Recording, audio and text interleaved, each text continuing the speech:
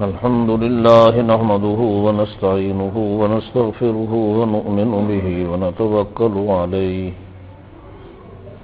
ونعوذ بالله من شرور أنفسنا ومن سيئات أعمالنا من يهده الله فلا مضل له ومن يضلله فلا هادي له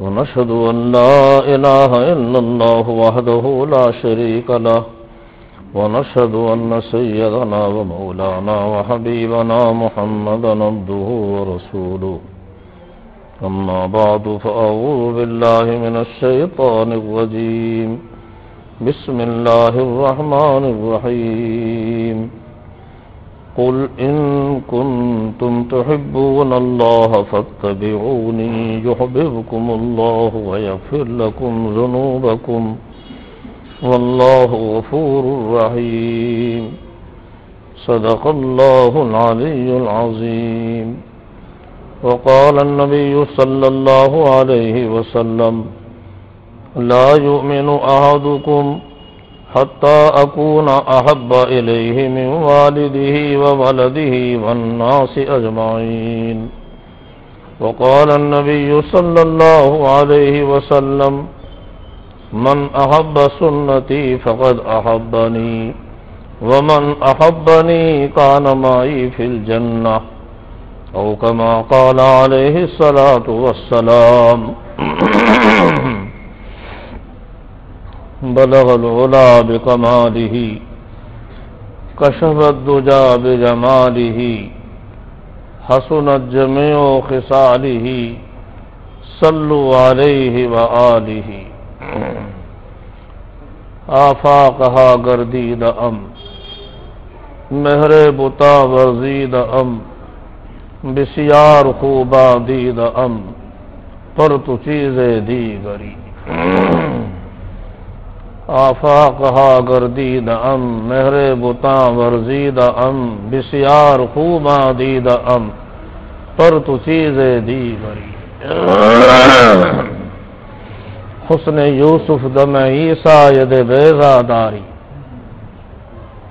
حسن یوسف دم عیسیٰ ید بیضاداری آنچ خوباں ہمدارن تو تنہا داری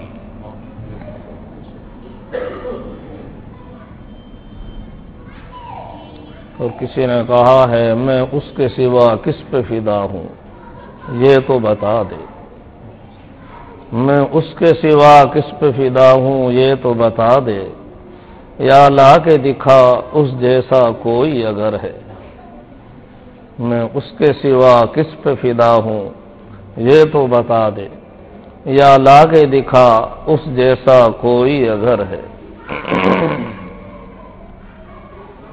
اللہ تعالیٰ نے اس پوری دنیا میں پوری کائنات میں حضرت نبی اکرم صلی اللہ علیہ وسلم کو اپنی محبوبیت کے لیے چنا ہے پوری کائنات میں تمام فرشتوں میں انسانوں میں تمام ساری مخلوق کے اندر اللہ نے محبوبیت کا تاج اپنے محبوب صلی اللہ علیہ وسلم کے سر کے اوپر سجایا ہے اور ظاہر ہے کہ اللہ تعالی جو خالق کائنات ہے جو حسن و جمال کو بھی پیدا کرنے والا ہے جب اس نے حضرت نبی اکرم صلی اللہ علیہ وسلم کو اپنی محبوبیت کے لیے چنا اور آپ کے سر مبارک پر اپنی محبوبیت کا تاج رکھا تو وہ کون سی خوبی ہوگی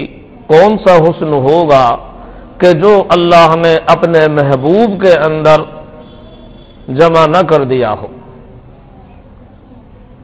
چنانچہ ہر قسم کی خوبی اچھائیاں اوصاف کمالات محاسن اللہ تعالیٰ نے تمام کے تمام اپنے محبوب صلی اللہ علیہ وسلم کی ذات مبارک میں جمع فرما دی یہاں تک کہ تمام انبیاء علیہم الصلاۃ والسلام کو اللہ نے جو کمالات عطا فرمائے جو معجزے عطا فرمائیں، جو خوبیاں عطا فرمائیں، وہ تمام کی تمام اور اس سے بدرجہ بڑھ کر اور دیگر کمالات و محاسن اللہ تعالیٰ نے اپنے محبوب صلی اللہ علیہ وسلم کی ذات مبارک میں جمع فرما دی۔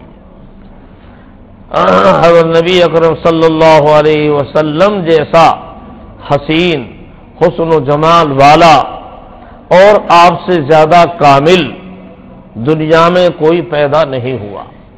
آپ کا کوئی ثانی نہیں، کسی بھی صفت کے اندر آپ کا کوئی ثانی نہیں ہے۔ ہر صفت اللہ تعالیٰ نے اپنے محبوب صلی اللہ علیہ وسلم کی کامل، مکمل، اکمل بنائی ہے۔ آپ کی ایک ایک چیز ایسی ہے کہ اس سے بہتر کوئی چیز ہو نہیں سکتی۔ ہر طرح کا حسن و جمال اللہ نے اپنے محبوب صلی اللہ علیہ وسلم کے اندر جمع فرما دیا۔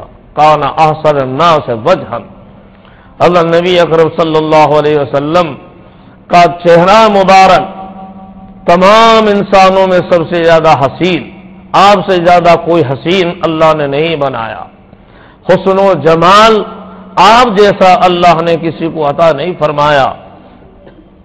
اب اس کے اوپر جو اشکال ہوتا ہے کہ حضرت سیدنا یوسف علیہ السلام کے بارے میں تو مشہور ہے کہ اللہ تعالیٰ نے ان کو پوری دنیا کا حسن عطا فرمایا، اور ان کے اوپر نظر پڑی مصر کی عورتوں کی تو وہ بے خود ہو گئیں اور بے خود ہو کر کہنے لگی قلنا حاشا للہ ما ھذا بشرا ان ھذا الا ملک کریم، کہنے لگی قسم خدا یہ کوئی انسان نہیں ہو سکتا، یہ تو کوئی ملک کریم ہے، یہ تو کوئی مقرب فرشتہ ہے، انسان یہ ہو ہی نہیں سکتا۔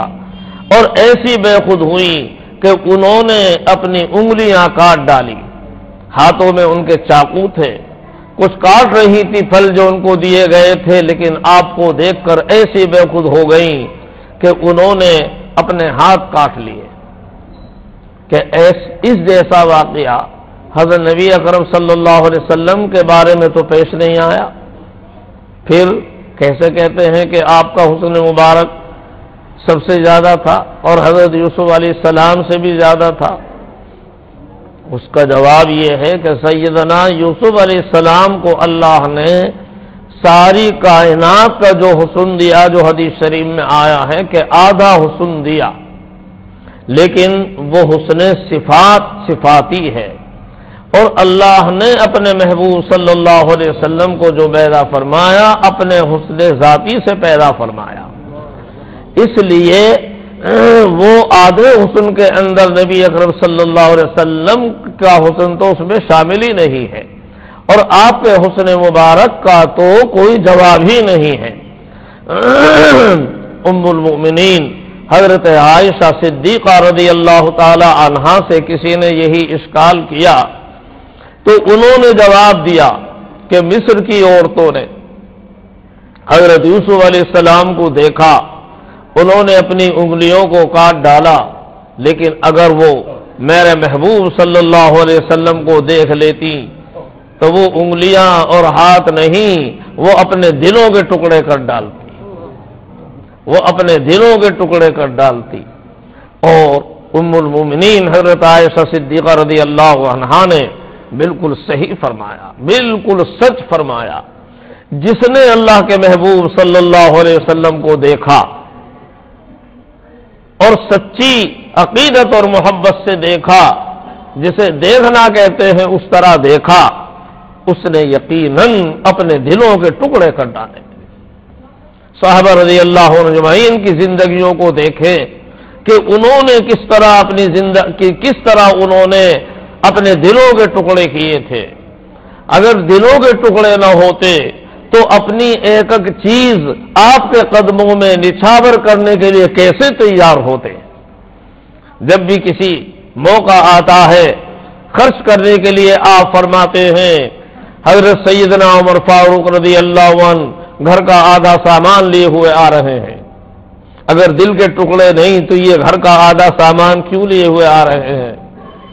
حضرت صدیق اکبر حضرت ابو بکر صدیق رضی اللہ عنہ جب اعلان سنا محبوب صلی اللہ علیہ وسلم کی زبان مبارک سے تو اپنے گھر کا کل سامان لپیٹتے ہیں، کپڑے میں باندھتے ہیں، یہاں تک کہ گھر کی ایک ایک چیز، سوئی اور تاگا اور کوئی چیز بھی، اس کو بھی کپڑے میں باندھا اور لا کر پیش کر دیا۔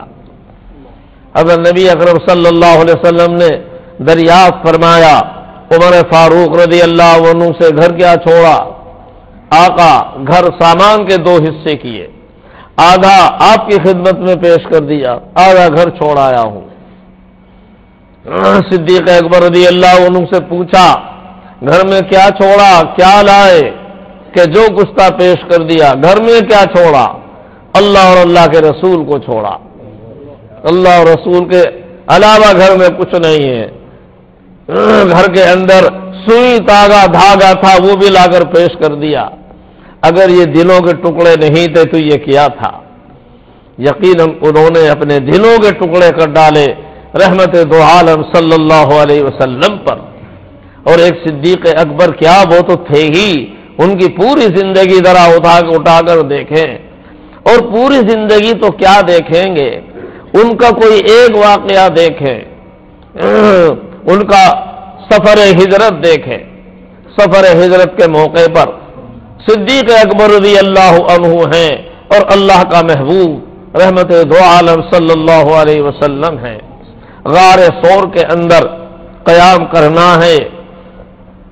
اب غار کے اندر، پہاڑ کے اندر، اس میں سانپ بھی ہو سکتے ہیں، بچھو بھی ہو سکتے ہیں، کیڑے مکوڑے بھی ہو سکتے ہیں، لیکن صدیق اکبر رضی اللہ تعالی عنہ عرض کرتے ہیں کہ آقا آپ ذرا باہر تشریف رکھیں، میں اندر جاتا ہوں، اگر کوئی الا بلا ہوگی تو صدیق پر آئے گی، اللہ کا محبوب محفوظ رہے گا۔ دنیا میں کوئی اس کی مثال پیش کر سکتا ہے؟ کوئی بادشاہ اور بادشاہ کا کوئی وزیر اور اس کا کوئی خادم، اور جہاں الا بلا آئے تو کہے کہ بھائی آپ یہاں رہیں، میں جا کے دیکھتا ہوں۔ یہ تو بنی اسرائیل نے نبی سے کہہ دیا تھا، حضرت سیدنا موسیٰ علیہ الصلوۃ والسلام سے، فاذهب انت وربك فقاتلا انا هاهنا قاعدون، موسیٰ تم جاؤ اور تمہارا خدا جائے اور جا کے دونوں لڑ لو، ہم تو یہیں بیٹھے ہیں، جب ملک فتح ہو جائے گا ہمیں بتا دینا تو ہم آ جائیں گے۔ فاذهب انت وربك فقاتلا انا هاهنا قاعدون، لوگ تو نبی کو بھی یہ جواب دیتے ہیں، لیکن صدیق اکبر کو دیکھو، اللہ کے محبوب کے خادم کو دیکھو، رفیق غار یار کو دیکھو، کہتے ہیں آقا آپ باہر تشریف رکھیے، کوئی الا بلا ہوگی تو صدیق پہ آئے گی، آپ تو محفوظ رہیں گے۔ صدیق کے ہوتے ہوئے اور آپ کو کوئی ادنا تکلیف پہنچ جائے، یہ ممکن نہیں، یہ نہیں ہو سکتا۔ حضرت سیدنا صدیق اکبر رضی اللہ تعالی عنہ جاتے ہیں، اندر غار کو صاف کرتے ہیں، اور بالکل صاف کرنے کے بعد سوراخ دیکھتے ہیں، کوئی سوراخ تو نہیں، اس میں کوئی مودی جانور ہو۔ اپنی چادر لی، چادر کے ٹکڑے کیے اور چادر کو پھاڑ پھاڑ کر ایک ایک سوراخ کو بند کر رہے ہیں، ایک ایک سوراخ کو بند کیا، کوئی ایسا جانور نہ ہو جو میرے آقا کو تکلیف پہنچا دے۔ دو سوراخ باقی رہ گئے، اب ان کو بند کرنے کے لیے کپڑا نہیں، ایک میں اپنی ایڑی کو رکھ دیا اور ایک کے اندر اپنا انگوٹھا گھسا دیا، تاکہ اگر کوئی مودی جانور ہو وہ کاٹے تو مجھ کو کاٹے گا اور میرے آقا محفوظ رہیں گے۔ اور پھر درخواست کرتے ہیں کہ آقا اب تشریف لائیے، اور حضرت نبی اکرم صلی اللہ علیہ وسلم کو بھی اپنے رفیق اور غار یار پر اتنا اطمینان کہ اب حضرت اندر تشریف لے جاتے ہیں۔ صدیق اکبر رضی اللہ تعالیٰ عنہ عرض کرتے ہیں کہ حضرت یہ میرا زانو ہے، آپ کو تکان ہے، آپ سر مبارک رکھ کر آرام فرمائیے۔ حضرت نبی اکرم صلی اللہ علیہ وسلم اللہ کا محبوب صدیق اکبر کے زانو پر اپنا سر مبارک رکھتا ہے، اور صدیق اکبر گویا اس اللہ کی کتاب کی اور اللہ کے محبوب کی اب زیارت کرنے میں محو ہے۔ آج یہاں زیارت کرنے والا اللہ صدیق اکبر کے علاوہ کوئی دوسرا نہیں ہے۔ دل کھول کے زیارت ہو رہی ہے۔ صدیق اکبر کے زانوں پر اللہ کے محبوب کا مبارک سر رکھا ہوا ہے، جو ساری کائنات میں سب سے افضل ہے، اللہ کا محبوب ہے۔ یہاں سر مبارک آپ کے زانوں مبارک پر رکھا ہے۔ کیا مبارک ہے وہ زانو، اور کیا مبارک ہے وہ صدیق کہ جس کے مبارک زانوں پر اللہ کے محبوب کا سر مبارک رکھا ہوا ہو۔ اتنے میں جن سوراخوں کو بند کیا اپنے ایڑی سے اور انگوٹھے سے، اس میں ایک اژدہا سانپ پہلے سے چھپا ہوا تھا، اس نے ڈک مارا ہے۔ صدیق اکبر رضی اللہ تعالی عنہ کو زہریلا سانپ زہر کا اثر ہوا، پورے بدن کے اوپر زہر چڑھا، لیکن صدیق اکبر اپنے پیر کو نہیں ہٹاتے۔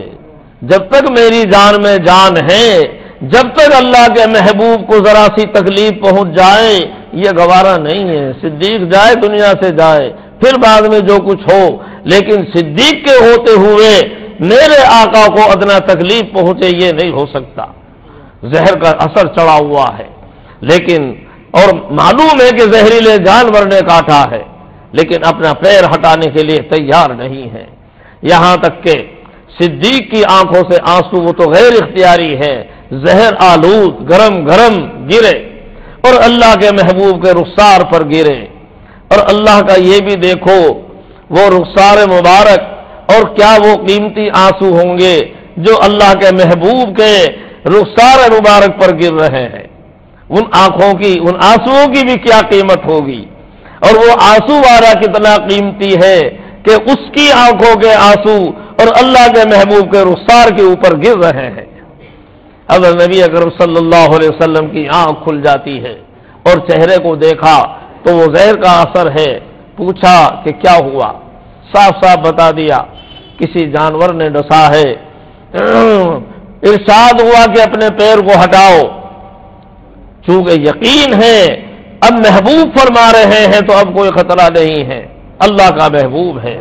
یہ تو جو کچھ کہتے ہیں اللہ کے حکم سے کہتے ہیں، وہی سے کہتے ہیں، اب کوئی پریشانی نہیں، چاہے اژدہا ہو یا بے اژدہا ہو۔ اس لیے فوراً پیر کو ہٹایا۔ اگر نبی اکرم صلی اللہ علیہ وسلم نے اپنا لعاب دہن لیا اور صدیق اکبر کے جہاں کاٹا تھا وہاں وہ اپنا لعاب مبارک لگایا، وہ زہر بھی جاتا رہا، زہر کا اثر بھی جاتا رہا، اور ایسا ہوا کہ جیسے کسی سانپ نے کاٹا ہی نہیں تھا۔ یہاں یہ بتانا ہے کہ کیا کوئی ایسا جان نثاری کرنے والا، جان کی قربانی دینے والا کوئی ملے گا؟ اگر یہ اپنے دل کے ٹکڑے نہیں کیے تو یہ کیا تھا؟ صحابہ رضی اللہ عنہ اجمعین نے اپنے دلوں کے ٹکڑے کر ڈالے۔ اسی ہجرت کے موقع پر حضرت نبی اکرم صلی اللہ علیہ وسلم کو جب حکم ہوا ہجرت فرمانے کا، آپ کے پاس لوگوں کی امانتیں رکھی ہوئی ہیں، کفار مکہ باوجود اس کے کہ آپ کے قتل کرنے کے ارادے کیے ہوئے ہیں، منصوبے بنائے ہوئے ہیں، لیکن آپ کے اوپر ایسا اعتماد کہ اس وقت بھی اپنی لوگوں کی امانتیں حضرت کے پاس رکھی ہوئی ہیں۔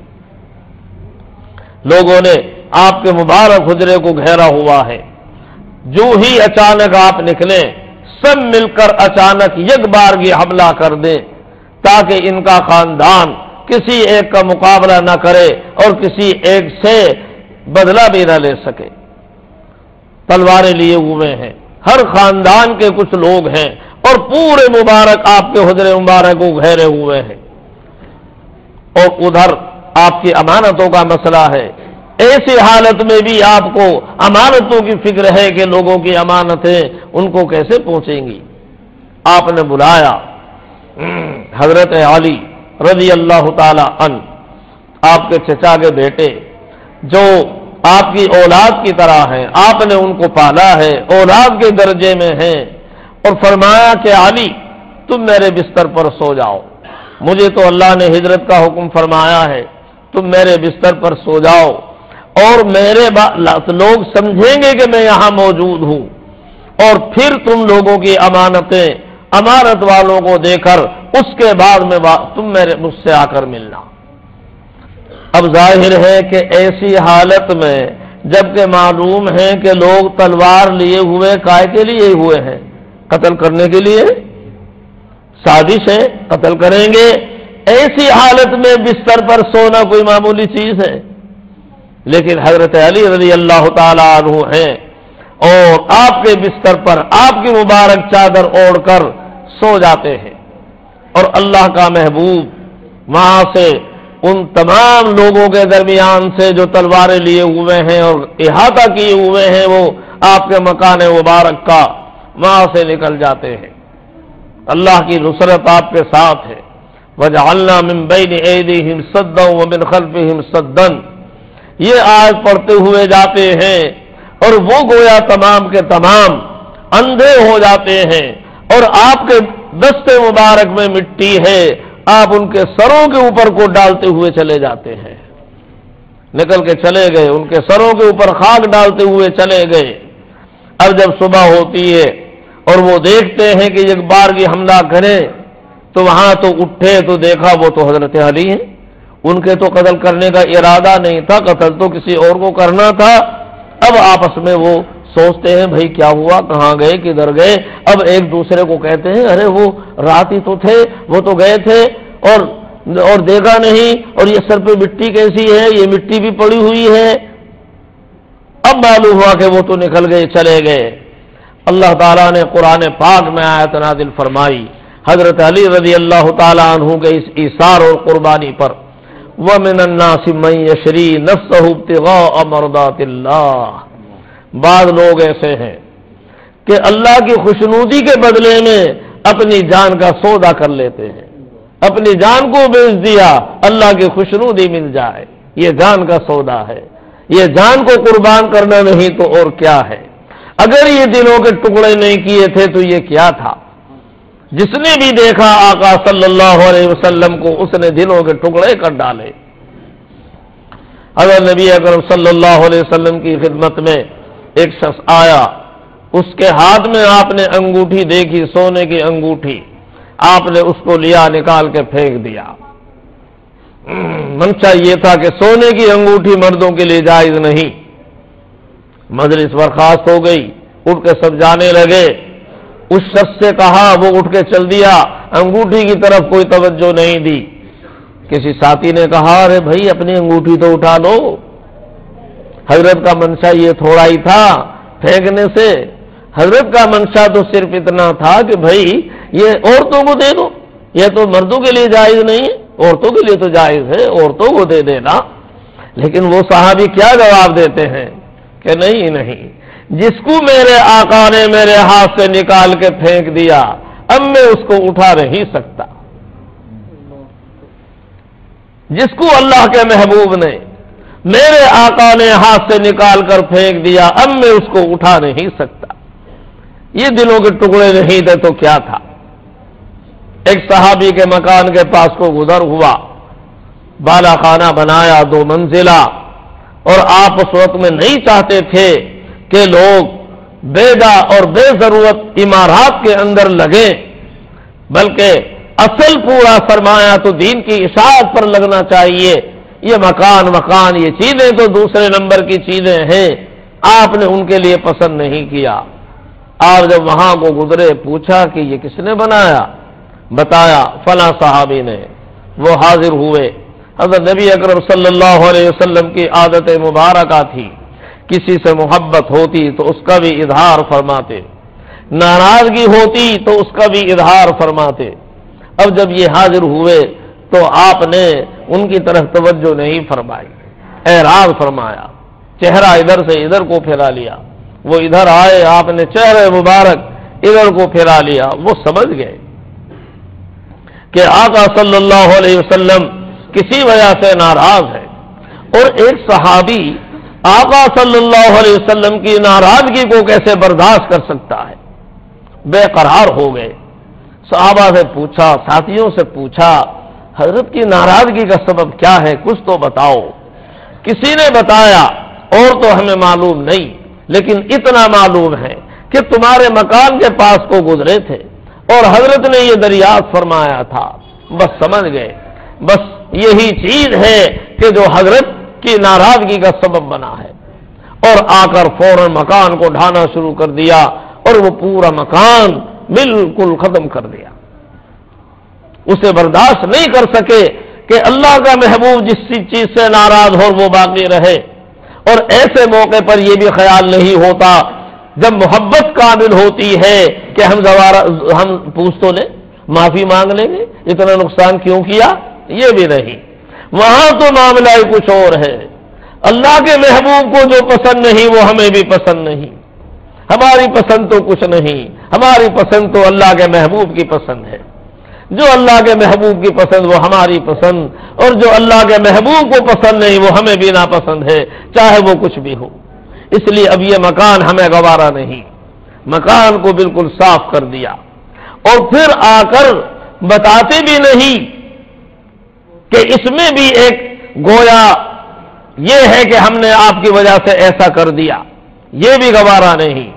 دوسرے موقع پر خود ہی رحمت دو عالم صلی اللہ علیہ وسلم ادھر کو گزرے اور وہاں دیکھا اور وہ مکان نہیں ہے، تو پوچھا کہ کیا ہوا؟ تب لوگوں نے بتایا کہ انہوں نے اس کو برداشت نہیں کیا اور ختم کر دیا۔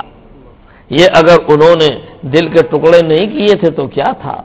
انہوں نے تو اپنے دلوں کے ٹکڑے کر ڈالے، اور دلوں کے ٹکڑے ایسے کیے کہ اپنی جان اور مال اور اپنی ایک ایک چیز اللہ کے محبوب کے اوپر قربان کرنے اور نچھاور کرنے کے لیے وہ تیار ہو گئے اور اپنا سب کچھ قربان کر دیا۔ اور سب سے بڑی چیز تو یہ ہوتی ہے کہ اپنے ارادے اور اپنی طبیعت کے تقاضے، اپنے دل کے ارادوں کو انہوں نے ختم کیا، طبیعت کے تقاضوں کو ختم کیا۔ اب ہماری طبیعت کا نہ تقاضا ہے، نہ کوئی ارادہ ہے، نہ اپنی پسند ہے، ہماری اب کوئی پسند نہیں، اب ہمارا کوئی ارادہ نہیں، اب ہمارا کوئی تقاضا نہیں۔ جو اللہ کے محبوب کا ارادہ وہ ہمارا ارادہ، اور جو اللہ کے محبوب کی طبیعت کا تقاضا وہ ہمارا تقاضا، اور جو اللہ کے محبوب کی خواہش وہ ہماری خواہش۔ خواہش قربان کر دے سب رضائے دوست پر، پھر میں دیکھوں دل کا چاہا کیوں نہ ہو۔ صحابہ رضی اللہ عنہ اجمعین نے ایسا اپنے آپ کو مٹایا اور ایسا سب کچھ اپنا فنا کر دیا کہ بالکل نبی اکرم صلی اللہ علیہ وسلم کے وہ نمونہ بن گئے، یہاں تک کہ لباس میں، کھانے میں، پینے میں، عادت میں، خصلت میں، اٹھنے میں، بیٹھنے میں، ایک ایک چیز ایسی اختیار کر لی اللہ کے محبوب کی کہ گویا وہ آپ کا نمونہ بن گئے۔ جو دیکھتا تو شبہ ہوتا کہ ان میں اللہ کا محبوب کون ہے۔ یہاں تک کہ بعض دفعہ کوئی مجلس کے اندر آنے والا آتا، اسے پوچھنا پڑتا ایکم محمد، تم میں محمد کون ہے؟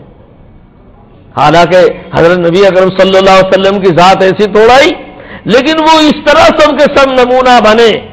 لباس دیکھو تو آپ جیسا، ٹوپی دیکھو تو آپ جیسی، بیٹھنا دیکھو تو آپ جیسا، ایک ایک چیز ایسی کہ بالکل نمونہ بن گئے کہ آنے والا آپ دیکھ رہا ہے کہ ان میں آقا کون ہے اور خادم کون ہے۔ پوچھنا پڑتا ہے ایکم محمد، تم میں محمد صلی اللہ علیہ وسلم کون ہے؟ حاضرین میں سے ایک نے جواب دیا ھذا الرجل ابیض المتقی، ارے یہی چاند سے چہرے والے گورے چٹے جو سہارا لگائے بیٹھے ہیں، یہی تو آقا صلی اللہ علیہ وسلم ہے۔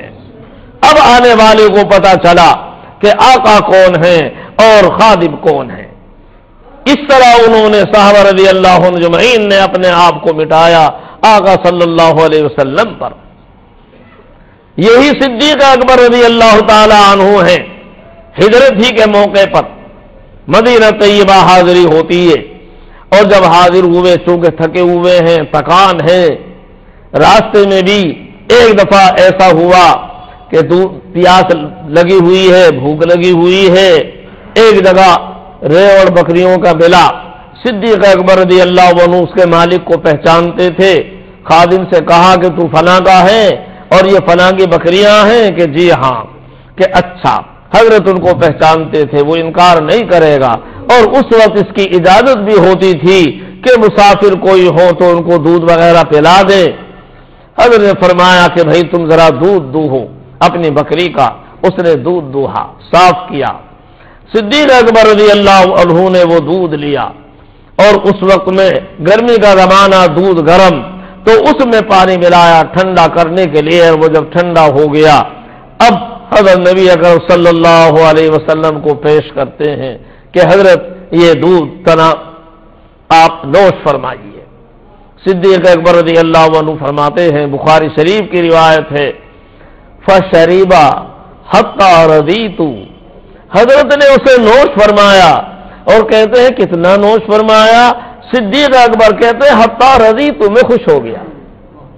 اتنا حضرت نے نوش فرمایا کہ میرا دل خوش ہو گیا. حتی رضیت، دودھ نوش فرما رہے ہیں رحمت دو عالم صلی اللہ علیہ وسلم، اور دل خوش ہو رہا ہے صدیق اکبر کا. ذرا تعلق تو دیکھو کس درجے ان کو تعلق ہوگا. کہتے ہیں فشریبا حتی رضیت، حضرت نے پیا اور اتنا پیا کہ حتی رضیت، میں خوش ہو گیا، میرا دل خوش ہو گیا. مدینہ طیبہ پہنچے، اور وہاں کے مدینہ طیبہ کے رہنے والے لوگ ابھی حاضر ہوئے ملاقات کے لیے. تکان ہے.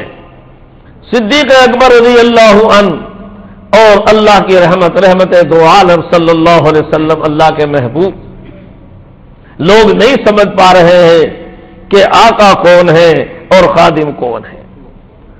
دونوں کا لباس، صورت اور شکل اس طرح ہے کہ اصل تو اصل ہے ہی، لیکن اصل نقل بھی اصل کے مطابق ہے. وہ نقل بھی ایسی نقل ہے کہ بالکل اصل کے مطابق ہے. اب آنے والوں کو دشواری ہو رہی ہے کہ ان میں اصل کون ہے، نقل کون ہے. کیا صحابہ رضی اللہ عنہ کی جماعت تھی. اللہ نے اپنے محبوب صلی اللہ علیہ وسلم کی صحبت کے لیے بھی کیسے حضرات کو چنا جو یقیناً انبیاء علیہ السلام کے بعد اس پوری کائنات میں سب سے افضل مخلوق ہے. صحابہ رضی اللہ عنہ اجمعین کی اللہ نے ان حضرات کو چنا اپنے محبوب صلی اللہ علیہ وسلم کی مبارک صحبت کے لیے. اصل اور نقل میں فرق نہیں کہ اصل کون ہے اور نقل کون ہے. وہ نقل اس طرح اصل کے مشابہ ہے کہ اصل کا شبہ ہوتا ہے.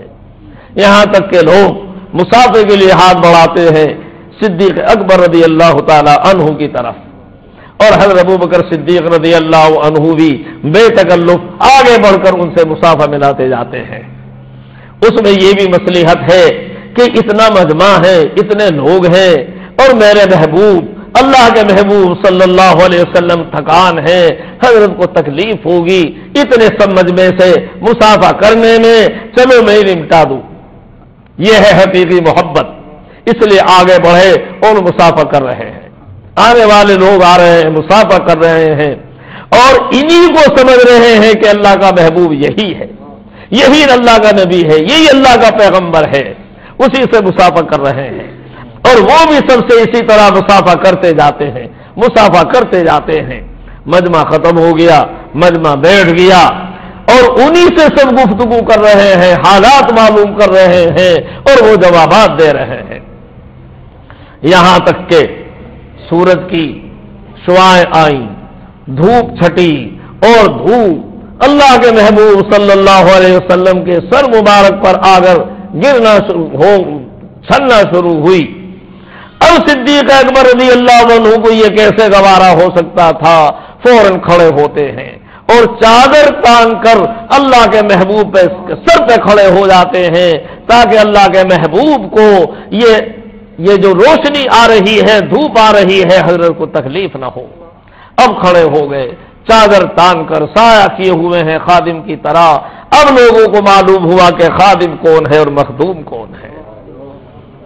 کیا صحابہ رضی اللہ عنہ اجمعین تھے، اور کس طرح انہوں نے اپنے دل کے ٹکڑے کیے تھے، اپنے دلوں کو قربان کر ڈالا، طبیعت کے تقاضوں کو قربان کر ڈالا، اور اپنی خواہشوں کو قربان کر دیا. اب ہمارا کچھ بھی نہیں ہے، اب تو جو کچھ ہے اللہ کا محبوب ہیں، ان کی مرضی ہماری مرضی، اور ان کے ارادے ہمارے ارادے، ان کی خواہش ہماری خواہش. کیا صحابہ رضی اللہ عنہ اجمعین کی جماعت تھی.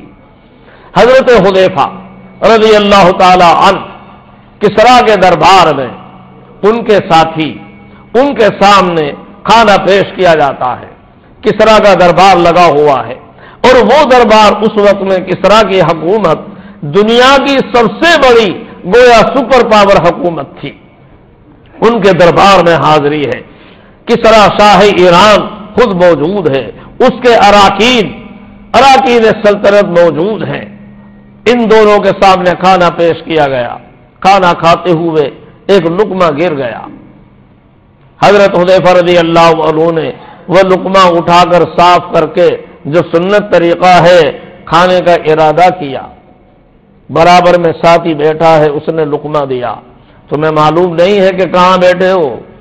یہ کسرا کا دربار ہے، یہ دنیا کی سپر پاور ہے، اتنی بڑی قوت ہے، اتنا بڑا دربار ہے۔ ہم اگر یہ لقمہ اٹھا کر کھائیں گے تو یہ ہمیں ذلیل سمجھیں گے، حقیر سمجھیں گے، اس لیے ایسا نہ کرو۔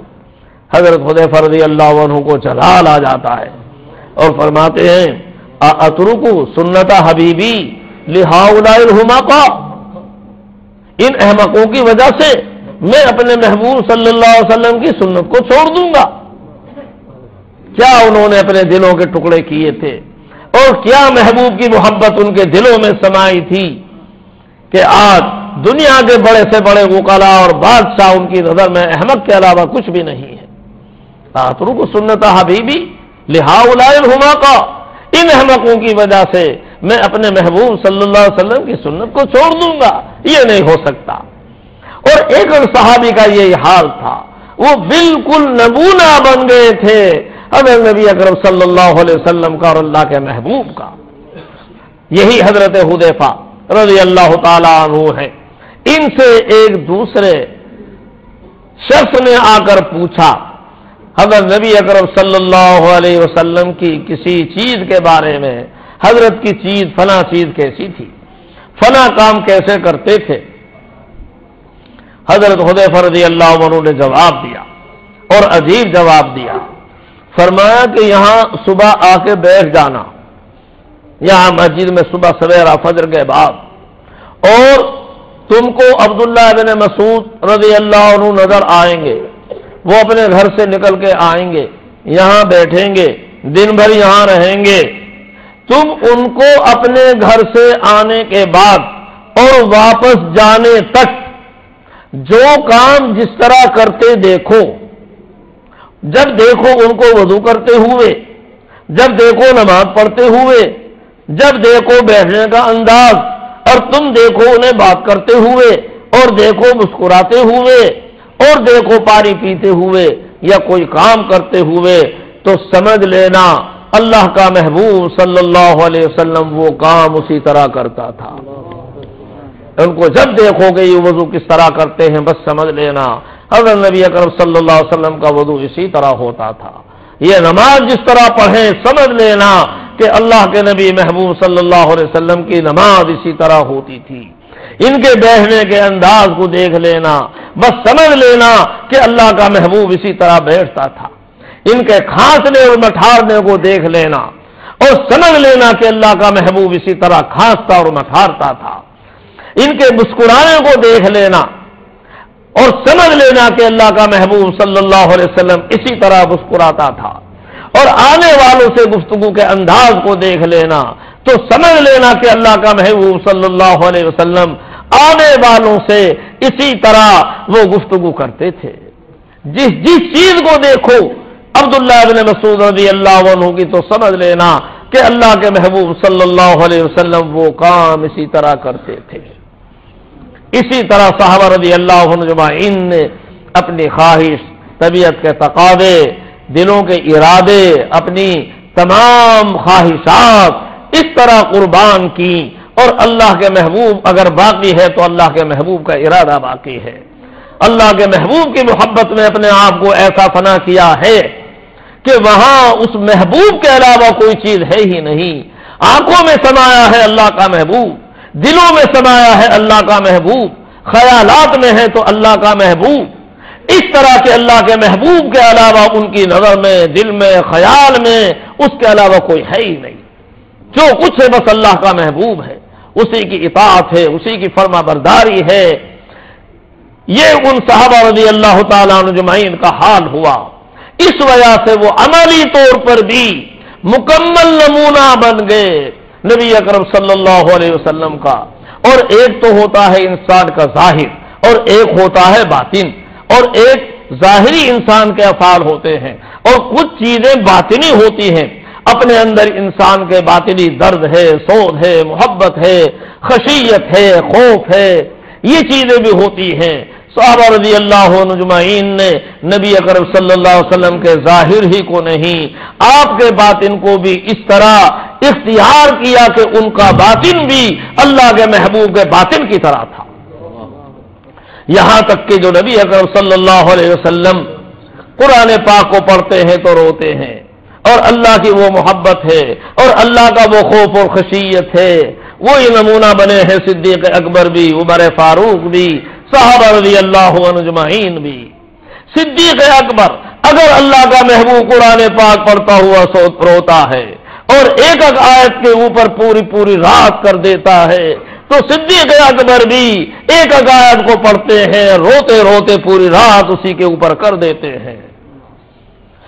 اگر نبی اکرم صلی اللہ علیہ وسلم کو نماز میں رونا آتا ہے، حضرت سیدنا امیر المومنین عمر فاروق رضی اللہ تعالیٰ عنہ جیسا بہادر شخص بھی، صحابی کہتے ہیں کہ فجر کی نماز پڑھا رہے ہیں اور قرآن شریف پڑھتے ہوئے آپ کی چیخیں نکل جاتی ہیں اور آپ کی آواز ہم وہاں پیچھے سب میں وہاں تک سنتے ہیں۔ آپ کے باطن کو بھی انہوں نے اس طرح اختیار کیا۔ آپ کے جو ارادے ہیں وہ بھی، یعنی اللہ کے ساتھ جو اللہ کے محبوب کے دل کا تعلق ہے، انہوں نے اللہ کے محبوب کے دل کے ساتھ وہ رسائی حاصل کی اور وہ یگانگت حاصل کی کہ بعض دفعہ جو اللہ کے محبوب کے دل کے اوپر القا ہو رہا ہے اللہ کی طرف سے، اسی کا عکس پڑ رہا ہے صحابہ رضی اللہ عنہم اجمعین کے دلوں کے اوپر بھی۔ یہاں تک کہ عمر فاروق، حضرت عمر فاروق رضی اللہ تعالی عنہ، اللہ کے محبوب کے دل کے اوپر ابھی روشنی پڑ رہی ہے اللہ کی آنے والی وحی کی، ابھی وحی نہیں آئی اور وہ وحی نازل ہونے والی ہے اللہ کے محبوب پر، اور اس کا عکس پڑ رہا ہے اللہ کے محبوب کے دل کے اوپر۔ یہ عمر فاروق رضی اللہ عنہ ہیں، انہوں نے اپنے دل کو اللہ کے محبوب کے دل پر ایسا قربان کیا ہے اور ایسا اس دل سے تعلق قائم کیا ہے کہ اس وحی کی وہ کرنیں اور شعاعیں حضرت عمر فاروق رضی اللہ عنہ اپنے دل میں محسوس کرتے ہیں اور بعض دفعہ ان چیزوں کو بیان کرتے ہیں کہ ایسا ہونا چاہیے، اور پھر دیکھا تو اسی کے مطابق وحی نازل ہوئی، قرآن پاک اسی طرح نازل ہو رہا ہے۔ تقریباً 22 جگہ ایسی ہیں کہ جس طرح حضرت عمر فاروق رضی اللہ عنہ کے دل میں آیا اور اسی کے مطابق اللہ نے وحی نازل فرمائی۔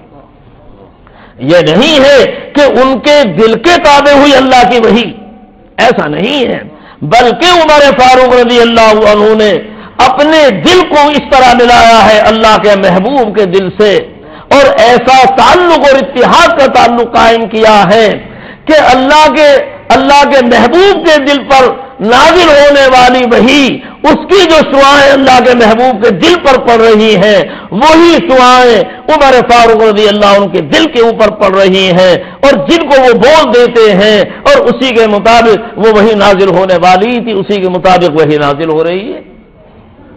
دنیا میں صحابہ رضی اللہ عنہ اجمعین سے بہترین مجمع کوئی نہیں گزرا انبیاء علیہم السلام کے بعد، جنہوں نے اپنے آپ کو اللہ کے محبوب کے اوپر اس طرح قربان کیا ہو۔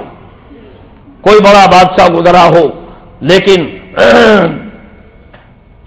کافروں نے شہادت دی، صلح حدیبیہ کے موقع پر آپ یاد کرو، بخاری شریف میں خود واقعہ نقل کیا، کفار مکہ نے اپنے قاصد کو بھیجا، ذرا جائزہ لے کر آؤ۔ حضرت نبی اکرم صلی اللہ علیہ وسلم کا اور ان کے ساتھیوں کا آپ عمرہ کرنے کے لیے آئے ہوئے ہیں، اور لوگوں نے آ کر وہاں رکاوٹ ڈال دی، آگے نہیں بڑھ سکتے، ذرا تم جائزہ لے کر آؤ۔ وہ شخص قاصد واپس جاتے ہیں اور وہاں جا کر بتاتے ہیں آنکھوں دیکھا حال، اور جا کے بتاتے ہیں قسم بخدا تم مجھ کو جانتے ہو، میں قیصر و کسریٰ کے درباروں میں گیا ہوں، اور میں بڑے بڑے لوگوں کے درباروں میں گیا ہوں، بادشاہوں کے درباروں میں گیا ہوں، لیکن میں نے کسی دربار میں کسی بادشاہ کے خادموں کو اس بادشاہ سے اتنی محبت کرنے والا نہیں دیکھا کہ جتنا میں نے محمد صلی اللہ علیہ وسلم کے خادموں کو ان پر محبت کرتے ہوئے اور نثار ہوتے ہوئے دیکھا ہے۔ جب وہ کوئی حکم فرماتے ہیں تعمیل کے لیے جھپٹتے ہیں، اور ان کی محبت کا یہ عالم کہ اگر وضو کرتے ہیں وضو کے پانی کو زمین پر نہیں گرنے دیتے، اپنے ہاتھ بڑھا دیتے ہیں اور اپنے ہاتھوں میں لے کر اپنے چہروں پر اور بدن پر بنتے ہیں، یہاں تک کہ اگر آپ لحاف بھی ڈالتے ہیں تھوکتے بھی ہیں تو وہ اپنے ہاتھوں میں لے کر اپنے بدن پہ اسے ملنا سعادت سمجھتے ہیں۔ اور اگر آپ کے وضو کا پانی کسی کو نہیں ملا تو ایک ساتھی اپنے دوسرے ساتھی کے ہاتھ پہ ملتا ہے اور اسے اپنے چہرے پہ ملتا ہے۔ بخدا ایسی محبت کرنے والا میں بڑے بڑے بادشاہوں کے درباروں میں گیا ہوں، کیسر کے دربار دیکھے، کسرا کے دیکھے، دوسرے بادشاہوں کے دیکھے، میں گیا ہوں ان کے درباریوں کو دیکھا ہے، لیکن اس طرح محبت کرنے والا اور اپنے آقا پہ مر مٹنے والا میں نے کہیں نہیں دیکھا کسی کو۔ یہ کافر گواہی دیتا ہے ابھی وہ ایمان نہیں لائے ہیں، اور وہ صحابہ رضی اللہ عنہم اجمعین کی محبت کی اور جانثاری کی یہ گواہی دیتا ہے۔ اور صحابہ رضی اللہ عنہم اجمعین تو ہیں ہی، صحابہ رضی اللہ عنہم اجمعین حضرت نبی اکرم صلی اللہ علیہ وسلم کی ازواج مطہرات امہات المؤمنین رضی اللہ تعالی عنہن، ان کے حالات کو اٹھا کر دیکھو، بیوی کیسی بھی ہو پھر بیوی ہے، اور وہ اپنے شوہر کی آسانی سے اور جلدی سے معتقد نہیں ہوتی، یہ بھی ہے، لیکن امہات المؤمنین رضی اللہ تعالی عنہن کو دیکھو اور نبی اکرم صلی اللہ علیہ وسلم پر ان کی جانثاریوں کو دیکھو کہ وہ نبی اکرم صلی اللہ علیہ وسلم پر کس طرح جانثار ہوتی تھی۔ اور محبت تو عورتوں کو اپنے شوہروں کی ہو جاتی ہے اور ہوتی ہے، لیکن یہ عقیدت، یہ عظمت جو نبی اکرم صلی اللہ علیہ وسلم کی ازواج مطہرات رضی اللہ عنہن کے دلوں میں تھی، وہ کسی کے دل میں دنیا میں کوئی عورت ایسی نہیں گزری کہ اپنے شوہر کی اس درجے عظمت اور عقیدت ان کے دل میں گزری ہو۔ پوری دنیا میں کسی کی عورت ایسی نہیں گزری کہ اپنے شوہر کی اس درجے عظمت اور عقیدت اس کے دل کے اندر ہو۔ حضرت ام حبیبہ رضی اللہ تعالی عنہا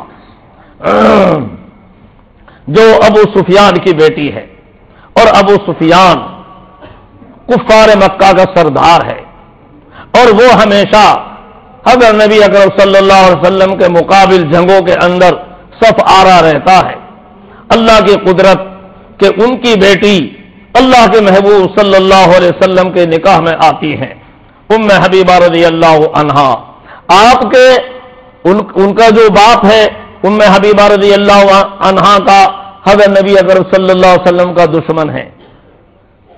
اب وہ ایک موقع پر مدینہ طیبہ آتا ہے حضرت نبی اکرم صلی اللہ علیہ وسلم سے گفتگو کرنے کے لیے، اور سوچا کہ اپنی بیٹی کے یہاں جا کر ٹھہروں، اس سے اچھا کیا ہوگا اپنی بیٹی کے یہاں جا کے ٹھہرتا ہوں۔ اب باپ گھر میں آیا ہے، بیٹی گھر میں موجود ہے، بستر بچھا ہوا ہے، رحمت دو عالم صلی اللہ علیہ وسلم کا۔ حضرت ام حبیبہ رضی اللہ عنہا نے جلدی سے بستر اٹھا کر لپیٹ کے رکھ دیا۔ باپ آیا ہے گھر میں، باپ کے آنے پہ بستر بچھایا جاتا ہے، لپیٹ کے اٹھا کے رکھا جاتا ہے، وہاں بستر کو اٹھا کے لپیٹ کے رکھ دیا۔ اور باپ بھی کوئی معمولی باپ نہیں، مکے کا سردار ہے، اور اتنا بڑا سردار ہے اپنی قوم کا، اور وہ آیا ہے، اور ایک مدت گزر گئی اس کو اپنے باپ سے ملے ہوئے، لیکن اندازہ لگاؤ کہ بستر کو لپیٹ کر رکھ دیا۔ باپ کو بڑا تعجب ہوا، اور باپ پوچھتا ہے اپنی بات رکھنے کے لیے ذرا میری بات رہ جائے کہ بیٹی تم نے بستر لپیٹ کے رکھ دیا، مہمان کے آنے پر تو بستر بچھایا جاتا ہے، لپیٹا تو نہیں جاتا، لیکن تم نے اس بستر کو کیا میری شان کے لائق نہیں سمجھا؟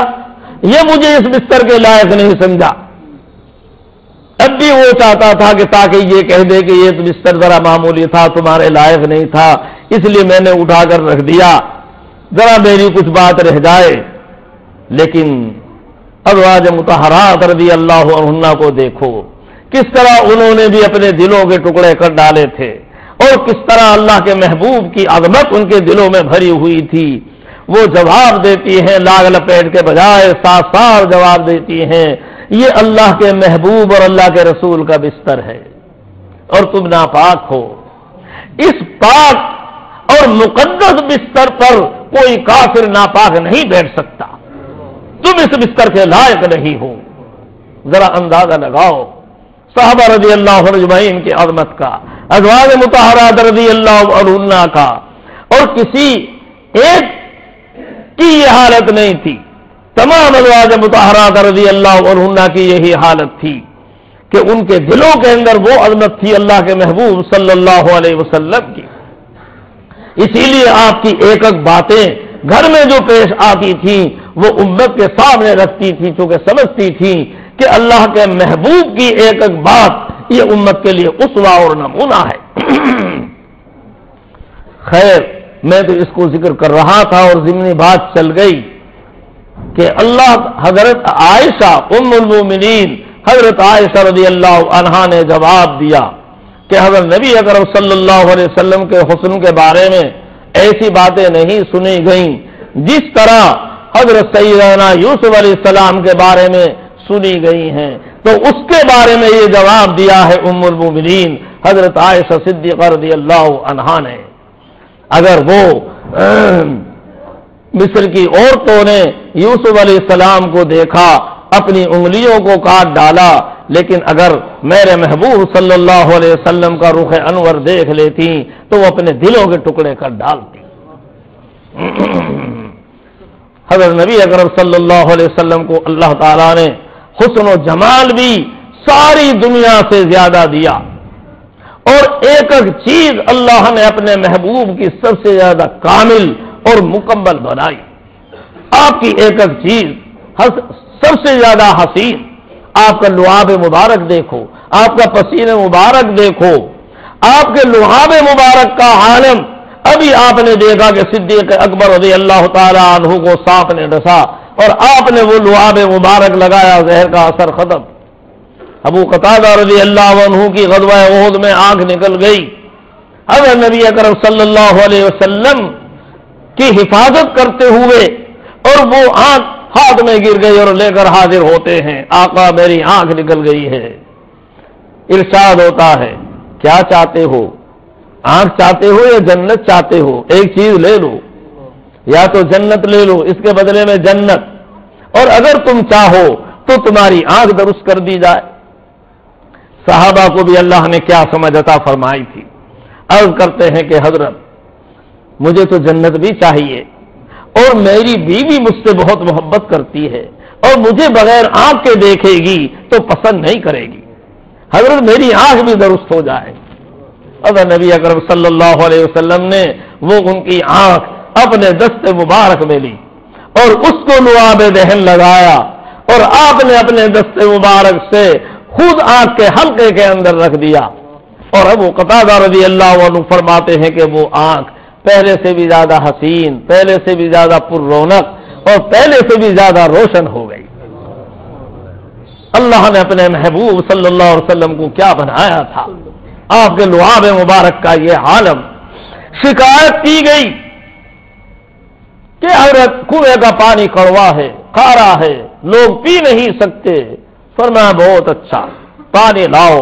ایک پانی میں آپ نے اپنی کلی فرما دی اور فرما دیا کہ یہ پانی اس کے اندر ڈال دو، اور وہ پانی کنویں کے اندر ڈالا گیا تو وہ پانی پورے کنویں کا پانی مدینے کے تمام پانیوں سے سب سے زیادہ میٹھا ہو گیا اور وہ ہمیشہ میٹھا رہا. اللہ نے آپ کے لعاب مبارک کے اندر بھی کیا تاثیر رکھی تھی. خیبر کے موقع پر بلایا گیا، کل کو اللہ تعالی میں جھنڈا اس کو دوں گا جو اللہ سے محبت کرتا ہے اور اللہ کے رسول سے، اور اللہ اور اس کے رسول اس سے محبت کرتے ہیں. پوری رات صحابہ رضی اللہ عنہ نے گزاری. دیکھیے وہ کون خوش نصیب بندہ ہے. ہر ایک حاضر ہوتا ہے اور آگے اپنے آپ کو ظاہر کرتے ہیں کہ اچھا آج جھنڈا ہمیں مل جائے، آج جھنڈا ہمیں مل جائے. اپنے آپ کو پیش کرتے ہیں. اللہ کا محبوب فرماتے ہیں علی کہاں ہے؟ لوگوں نے بتایا حضرت ان کی تو آنکھ دکھ رہی ہے. ان کی طرف سے عذر کر دیا. ان کی تو آنکھ دکھ رہی ہیں، گویا وہ آج اس لائق نہیں ہے کہ وہ میدان میں آئیں اور میدان میں نکلیں، لیکن اللہ کے محبوب نے فرمایا کہ نہیں، علی کو بلاؤ۔ علی بلائے جاتے ہیں، معذرت کرتے ہیں کہ آنکھوں میں تکلیف ہے۔ اگر نبی اکرم صلی اللہ علیہ وسلم نے اپنا لعاب دہن لیا اور آنکھوں کو لگایا، اور آنکھوں میں لگانا تھا، وہ آنکھوں کی جو تکلیف تھی ساری جاتی رہی، جو تکلیف تھی، جو درد تھا، سب ختم۔ اللہ کے محبوب نے اپنا لعاب دہن لگا دیا، اب ان آنکھوں کو تکلیف کیسی؟ اور انہی کو جھنڈا دیا گیا، اور انہی کے دست مبارک پر خیبر کا قلعہ فتح ہوا، حضرت سیدنا حضرت علی رضی اللہ تعالیٰ عنہ کے دست مبارک پر۔ اللہ نے اپنے محبوب کو کیا بنایا تھا، ایک ایک چیز کیسی پیاری تھی، کیسی حسین تھی، اور تو کیا چیزیں، آپ کا بدن مبارک سے نکلنے والا پسینہ، یہ تو کسی کا بھی دیکھو بڑے سے بڑے گا اس میں سے بدبو آئے گی، لیکن اللہ کے محبوب کے بدن سے نکلنے والا پسینہ بھی وہ پسینہ تھا کہ دنیا کا کوئی عطر اس پسینے کا مقابلہ نہیں کر سکتا تھا۔ ایک دفعہ حضرت نبی اکرم صلی اللہ علیہ وسلم آرام فرما رہے ہیں، حضرت ام سلیم رضی اللہ تعالی عنہا کے مکان پر، اور چمڑے کا بستر ہے، اور نبی اکرم صلی اللہ علیہ وسلم کو پسینہ بہت آتا تھا، عرب کی گرمی، اور وہاں اس وقت پنکھے نہیں، ایئر کنڈیشن نہیں، یہاں کی گرمی میں بھی پسینے آتے ہیں گرمی کے زمانے میں۔ اللہ کے محبوب کو پسینہ آ رہا ہے، بدن مبارک سے پسینہ گر رہا ہے۔ حضرت ام سلیم رضی اللہ عنہا جلدی سے شیشی لے کر آتی ہیں، اور وہ پسینہ جمع کر کے اپنی شیشی میں جمع کر رہی ہیں کہ اتنے میں اللہ کے محبوب صلی اللہ علیہ وسلم کی آنکھیں کھل جاتی ہیں۔ آپ فرماتے ہیں ما تصنعینا یا ام سلیم، ام سلیم تم یہ کیا کر رہی ہو؟ عرض کیا کہ حضرت یہ آقا کا پسینہ ہے، میں اسے شیشے میں جمع کر رہی ہوں۔ کیوں، اس کا کیا کرنا ہے؟ کہ حضرت ہم اس میں اپنا اور عطر ملاتے ہیں، آپ کا یہ پسینہ دوسرے عطر میں ذرا سا قطرہ ٹپکاتے ہیں، اور جس عطر میں یہ آپ کے مبارک پسینے کا قطرہ مل جاتا ہے، دنیا کا کوئی عطر پھر اس عطر کا مقابلہ نہیں کرتا۔ اور پھر ہم یہ عطر اپنی دلہن کو، دلہن جب وہ رخصت ہو کے شوہر کے یہاں جاتی ہے تو اپنے دلہنوں کے لگاتی ہے۔ اللہ نے اپنے محبوب صلی اللہ علیہ وسلم کو کیا بنایا تھا، آپ کی ایک ایک چیز ایسی دل فریب تھی کہ بس اس کو کیا کہا جائے۔ ایک شخص حاضر ہوتے ہیں اور آگے کہتے ہیں کہ حضرت میری بیٹی کی شادی ہے، آپ کچھ میری مدد فرمائیے۔ حضرت کے پاس اس وقت دینے کے لیے کچھ نہیں تھا۔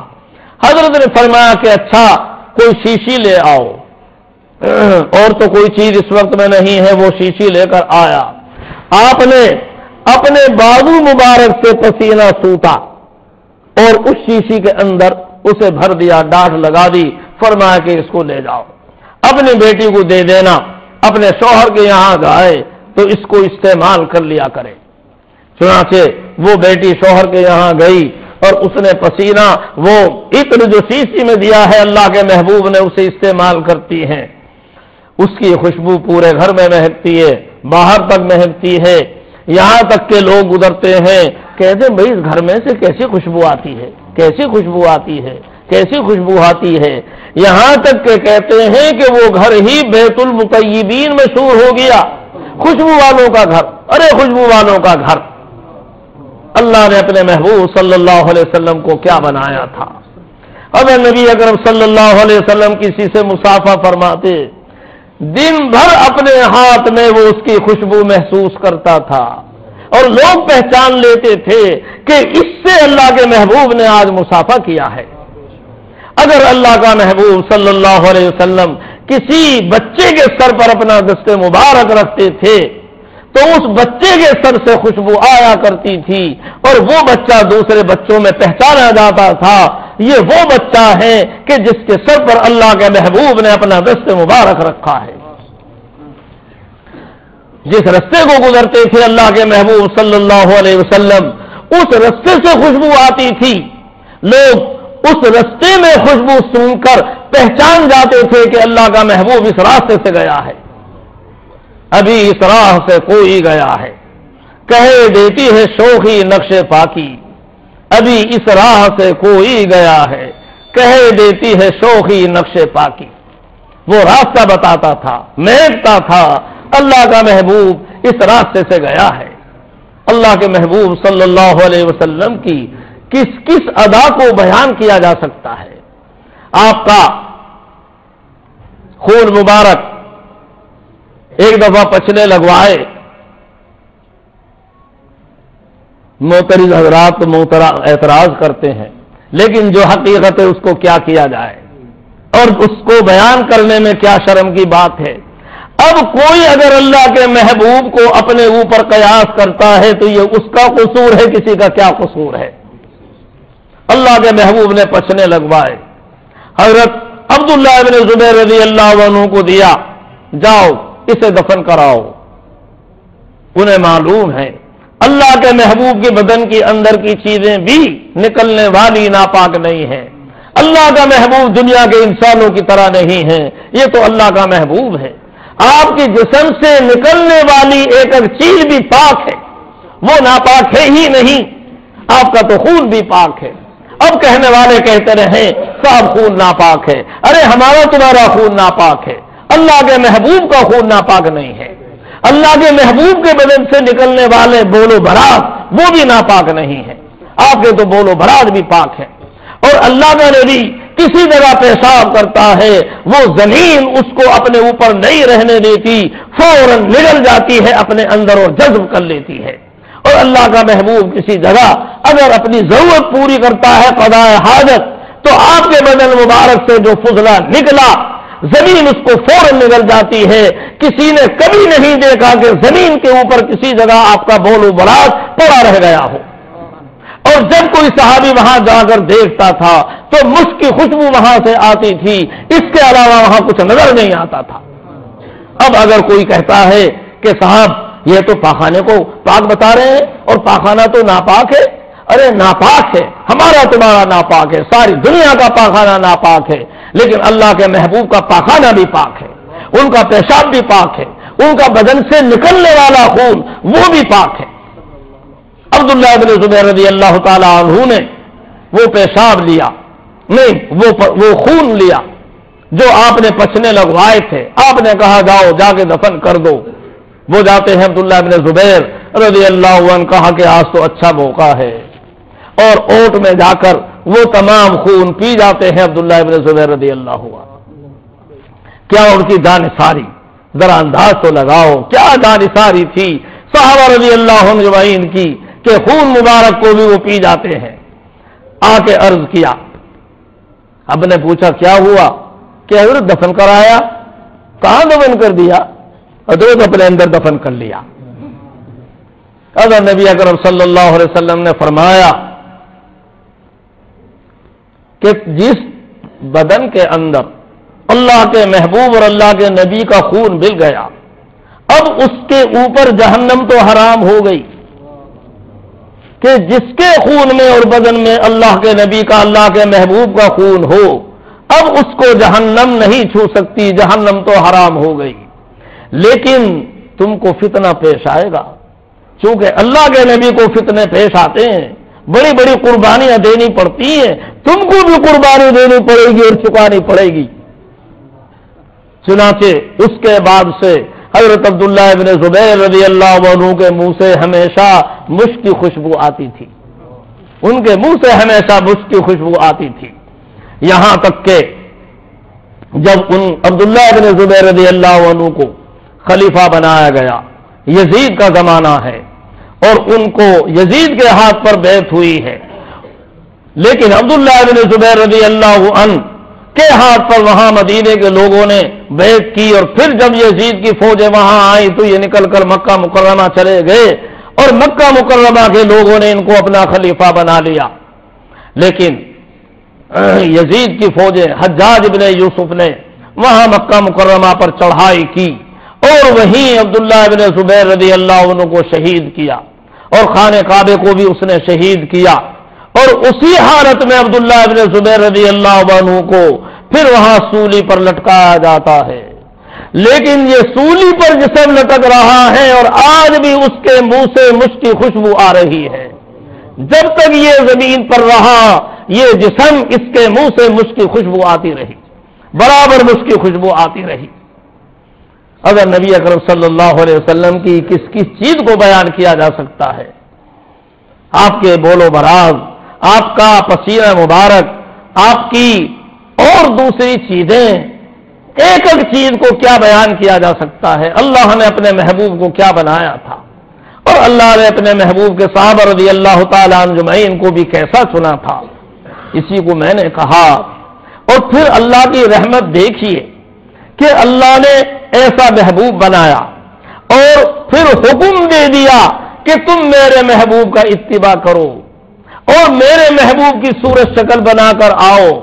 یہ میرے محبوب ہیں، اور جس کی صورت شکل میرے محبوب کے مشابہ ہو جائے گی اور جو میرے محبوب کے مطابق اور ان کے نازک زندگی بنا کر آئے گا، ہمارے یہاں وہ بھی محبوب ہوگا اور ہم اسے بھی نواز دیں گے. ہم نے نمونہ بنا دیا ہے، اپنے محبوب کو دنیا میں ہم نے بھیج دیا ہے، جو ان جیسا بن کے آئے گا ہم اسے بھی قبول کریں گے. اماں کو بیٹے سے محبت ہے اور اماں چاہتی ہے کہ سب میرے بیٹے سے محبت کریں، اور جو بیٹے سے محبت کرتا ہے اماں اس سے محبت کرتی ہے، اور اگر کوئی بیٹے سے محبت نہیں کرتا تو اماں کو بھی اس سے محبت نہیں ہوتی. اسے میرے بیٹے سے محبت نہیں ہے، میں اس سے محبت کروں گی. ایک آدمی کسی کے باپ سے محبت کرتا ہے، بیٹے کو اس سے محبت ہو جاتی ہے، یہ میرے باپ سے محبت کرتا ہے. کوئی آدمی کسی کی اولاد سے محبت کرتا ہے تو اس کے باپ کو محبت ہو جاتی ہے، یہ میرے بیٹے سے محبت کرتا ہے. کوئی کسی کے دوست سے محبت کرتا ہے تو اس سے محبت ہو جاتی ہے کہ اسے میرے دوست سے محبت ہے. بھائی اگر یہ دستور دنیا والوں میں ہے، اللہ تعالیٰ کے یہاں بھی یہ ہے کہ جو میرے محبوب سے محبت کرے گا میں بھی اس سے محبت کروں گا. جو میرے محبوب کا ہے وہ میرا ہے، اور جو میرے محبوب کا نہیں وہ میرا نہیں. اللہ نے کہہ دیا ہے جس نے میرے محبوب کی اطاعت کی وہ میرا مطیع ہے، اور جس نے جو میرے محبوب کا نافرمان ہے وہ میرا بھی نافرمان ہے. جو میرے محبوب سے محبت کرے گا وہ مجھ سے محبت کرنے والا ہے، اور جس کو میرے محبوب سے محبت نہیں ہے مجھ سے بھی محبت نہیں ہے. فرمایا قل ان کنتم تحبون اللہ فاتبعونی یحببکم اللہ ویغفر لکم ذنوبکم. اللہ تعالیٰ فرماتے میرے محبوب آپ یہ اعلان کر دو، لوگوں کو بتا دو، تم اگر اللہ سے تعلق رکھتے ہو، اللہ سے تم محبت کا دعویٰ کرتے ہو تو اس کے لیے ضروری ہے فاتبعونی کہ میرا اتباع کرو. اور کامل اتباع کامل محبت کے بغیر نہیں ہو سکتا کہ سمجھ میں آئے یا نہ آئے، لیکن ہمیں اتباع کرنا ہے اور کامل اتباع. تو مطلب یہ ہوا کہ مجھ سے محبت کرو، اور محبت بھی کامل محبت جس کے نتیجے میں تم میرا پورا پورا اتباع کرو گے. اور جب تم میرا پورا پورا اتباع کرو گے تو کیا ہوگا؟ یحببکم اللہ، اللہ تم سے محبت کرے گا. ارے اللہ تمہیں اپنا محبوب بنا دے گا. بھلا کسی بندے کے لیے اس سے بڑھ کر کوئی خوش نصیبی ہو سکتی ہے کہ یہ بندہ اللہ کا محبوب بن جائے؟ کہاں یہ گندا انسان، ناپاک انسان، کمزور، عاجز، دنیا کا دھتکارا ہوا، دنیا بات نہیں کرتی، عزت نہیں کرتی، لیکن اس کے لیے یہ موقع ہے کہ یہ اللہ کے محبوب سے محبت کرے اور یہ اللہ کا محبوب بن جائے. اللہ عرش کے اوپر اس سے محبت کر رہا ہے اور یہ اللہ کا محبوب بن رہا ہے. اور اللہ تعالی جب کسی سے محبت کرتے ہیں تو اسے ایسے ہی نہیں چھوڑتے. اللہ کو جب کسی بندے سے محبت ہوتی ہے اب اللہ تعالیٰ اس کی محبت کے ڈنکے پوری دنیا میں بجوا دیتا ہے، آسمانوں پر بجوا دیتا ہے. اللہ تعالیٰ حکم فرماتے ہیں جبرائیل، عرض کرتے ہیں لبیک، میں حاضر ہوں، پروردگار میں حاضر ہوں. اللہ تعالیٰ فرماتے ہیں فلاں بندے سے مجھ کو محبت ہے، میں فلاں بندے سے محبت کرتا ہوں، تم بھی محبت کرو. قربان جائیے اس پاک پروردگار کے. اللہ تعالیٰ فرما رہے ہیں مجھے فلاں بندے سے محبت ہے. دنیا والے نہیں جانتے، ذلیل سمجھ رہے ہیں. اللہ تعالیٰ عرش سے فرما رہے ہیں، اور کس سے کہہ رہے ہیں؟ جبرائیل سے. مجھے فلاں بندے سے محبت ہے، تم بھی محبت کرو۔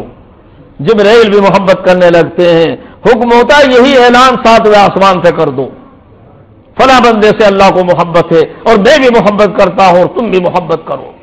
تمام 7ویں آسمان والے اس سے محبت کرنے لگتے ہیں، اور حکم ہوتا ہے یہی اعلان 6ٹھے آسمان پر، پھر 5ویں پر، 4تھے پر، تیسرے پر، دوسرے پر، پہلے پر، تمام آسمانوں پر یہ اعلان کر دیے جاتے ہیں، ڈنکے بجوا دیے جاتے ہیں، فلاں بندہ اللہ کا محبوب ہے، فلاں بندہ اللہ کا محبوب ہے، تم بھی محبت کرو۔ تمام آسمان والے اس سے محبت کر رہے ہیں، اور پھر ثم یوضع له القبول فی الارض، پھر زمین میں اس کی محبت ڈال دی جاتی ہے۔ اپنے پرائے جانتے نہیں، پہچانتے نہیں، لیکن جو دیکھتا ہے محبت کرنے پہ مجبور ہوتا ہے۔ کوئی رشتہ داری نہیں، کوئی تعلق نہیں، پہلے سے جان پہچان نہیں، لیکن نظر پڑی تو ایک دم دل میں محبت آتی ہے کہ بھائی میں اس سے محبت کروں۔ یہ ہے وہ اللہ کی محبوبیت کہ اللہ نے لوگوں کے دلوں میں محبوبیت اتار دی، اس لیے کہ یہ میرے محبوب سے محبت کرنے والا ہے، یہ میرے محبوب کا عاشق ہے، محب ہے، اسے میرے محبوب سے محبت ہے۔ اللہ نے بھی اس کو اپنا محبوب بنا لیا ہے اور ساری دنیا کا محبوب بنا دیا ہے، اور اس کی محبوبیت کے ڈنکے آسمانوں پر اللہ نے بجوا دیے ہیں۔ اور پھر غلطی کوتاہی بھی تو آدمی سے ہوتی ہے۔ فرمایا جب اللہ نے محبوب بنا لیا، اب کوئی تمہاری غلطیوں کو کون پوچھتا ہے؟ وَيَغْفِرْ لَكُمْ ذُنُوبَكُمْ، اب تمہاری ساری غلطیاں بھی معاف، اللہ تمہاری کوتاہیوں کو بھی معاف کر دے گا۔ وَيَغْفِرْ لَكُمْ ذُنُوبَكُمْ، اللہ تمہارے تمام کے تمام گناہ معاف کر دے گا۔ وَيَغْفِرْ لَكُمْ ذُنُوبَكُمْ، اللہ تعالیٰ نے اپنے محبوب صلی اللہ علیہ وسلم کو کیا بنایا، اور پھر آپ کی محبت کا لوگوں کو حکم دے کر یہ خود اللہ نے احسان فرمایا ہے۔ محبت تو آدمی کرے گا کسی نہ کسی سے، اور اگر ہر محبت معیوب ہوتی تو آدمی کے لیے بڑا مشکل ہوتا، اور کسی لنگڑے لولے اپاہج کالے کلوٹے سے محبت کا حکم ہوتا تو آدمی کتنا پریشان ہو جاتا، ارے وہ لنگڑا لولا اور اپاہج کالا اور اس سے محبت۔ لیکن اللہ نے محبت کا بھی حکم دیا تو اپنے محبوب سے حکم دیا، نہ ان سے زیادہ کوئی حسین ہے، نہ کوئی خوبصورت ہے، نہ کمال والا ہے، جو ساری دنیا میں یکتا ہے، اس سے اللہ نے اس سے محبت کا حکم دیا، تم میرے محبوب سے محبت کرو۔ اور جتنی جس کو کامل محبت ہوگی ہمارے نزدیک بھی وہ اتنا ہی محبوب ہوگا۔ اور بلکہ نبی اکرم صلی اللہ علیہ وسلم کی محبت کو اللہ تعالی نے ایمان کی کسوٹی قرار دے دیا۔ میرے محبوب کی محبت ایمان کی کسوٹی، اگر اپنے ایمان کو پرکھنا ہے میرے محبوب کی محبت کی کسوٹی پر پرکھو، اس کو جتنی میرے محبوب سے محبت ہے اسی درجے کا اس کا ایمان ہے۔ محبت اعلیٰ درجے کی، ایمان بھی اعلیٰ درجے کا، اور اگر محبت درمیانی درجے کی، ایمان بھی درمیانی درجے کا، اور اگر محبت ادنا درجے کی ہے اس کا ایمان بھی ادنا درجے کا ہے۔ اللہ نے اپنے محبوب کی محبت کو لوگوں کے ایمان کے پرکھنے کی کسوٹی بنا دیا۔ فرمایا لا یؤمن احدکم حتی اکون احب الیہ من والدہ وولدہ والناس اجمعین، تم میں کوئی آدمی کامل الایمان نہیں ہو سکتا یہاں تک کہ میں اس کو، اس کے والد، اس کی اولاد، اس کی بیوی، اس کے بچے، اس کے دوست و احباب اور دنیا کے تمام انسانوں سے زیادہ جب تک میں محبوب نہ بن جاؤں، میری محبت اس کے دل میں اپنے والد سے بھی زیادہ، اولاد سے بھی زیادہ، بیوی بچوں سے بھی زیادہ، دنیا کے تمام انسانوں سے زیادہ جب تک میری محبت نہیں آئے گی جب تک کوئی آدمی قابل ایمان والا نہیں بنے گا۔ اور یہ محبت کیسی محبت؟ کیا زبانی محبت؟ فرمایا نہیں، اس کو خود اللہ کے محبوب صلی اللہ علیہ وسلم نے فرما دیا، من احب سنتی فقد احبنی ومن احبنی کان معی فی الجنہ۔ مجھ سے محبت، زبانی محبت کافی نہیں، نعتیں پڑھ لی کافی نہیں، اشعار پڑھ لیے کافی نہیں، دعوے کر لیے کافی نہیں، یہ دربار دعووں کے پیش کرنے کا نہیں ہے۔ وہاں تو دلوں کو جانچا جاتا ہے، دلوں کو دیکھا جاتا ہے۔ زبانی چیزیں تو وہاں کارآمد ہوتی ہیں جو دل کے حالات سے واقف نہ ہو۔ اللہ تعالیٰ تو دلوں کے حالات سے واقف ہے، وہاں زبانی دعوے نہیں چلیں گے، زبانی چیزیں نہیں چلیں گی، وہاں تو تمہارے دلوں کو دیکھا جائے گا کہ واقعی تمہارے دلوں میں محبت ہے کہ نہیں۔ اور اس کی دلیل بتا دی، من احب سنتی، جو میری سنت سے محبت کرے گا حقیقت میں وہ مجھ سے محبت کرنے والا ہے۔ من احب سنتی، آدمی ویسے محبت کا دعویٰ کرتا ہے لیکن سنت کو اختیار نہیں کرتا، سنت طریقے دوسروں کے، صورت شکل غیروں کی بناتا ہے، یہود و نصارہ کی بناتا ہے، فلم ایکٹروں کی بناتا ہے۔ آج نوجوانوں کا لباس دیکھو، فلم ایکٹر دیکھے اور فلمی دنیا میں دیکھا، ٹی وی پہ دیکھا فلاں وہ کھلاڑی اس طرح آیا، اور صبح کو دیکھو ہمارے نوجوانوں کے بنیان اسی طرح کے آ گئے اور اسی طرح کی پتلونیں آ گئیں۔ ارے اللہ کے بندو، تمہیں نقل کرنی ہے تو اللہ کے محبوب کی نقل کرو، لباس اختیار کرنا ہے تو اللہ کے محبوب کا لباس اختیار کرو۔ کیا اللہ کے محبوب سے زیادہ دنیا میں کوئی حسین دیکھا ہے؟ آپ سے تو زیادہ کوئی حسین نہیں ہے۔ اگر اتباع کرنی ہے تو اللہ کے محبوب کی اتباع کرو، نقل کرنی ہے تو اللہ کے محبوب کی نقل کرو، تاکہ اللہ بھی تم کو اپنا محبوب بنا لے۔ یہ ہے نقل کرنے کی چیز اور اتباع کرنے کی چیز۔ کہاں دنیا کے فلم ایکٹر، کہاں کھلاڑی، ہمارے نوجوان کہاں بہک رہے ہیں؟ ارے اللہ کے محبوب کو چھوڑ کر، کہ جن سے زیادہ حسین اللہ نے پوری کائنات میں کسی کو نہیں بنایا، جس کو میں نے ابھی شروع میں کہا تھا میں اس کے علاوہ کس پہ فدا ہوں یہ تو بتا دے، میں اس کے سوا کس پہ فدا ہوں یہ تو بتا دے، یا لا کے دکھا کوئی اس جیسا اگر ہے۔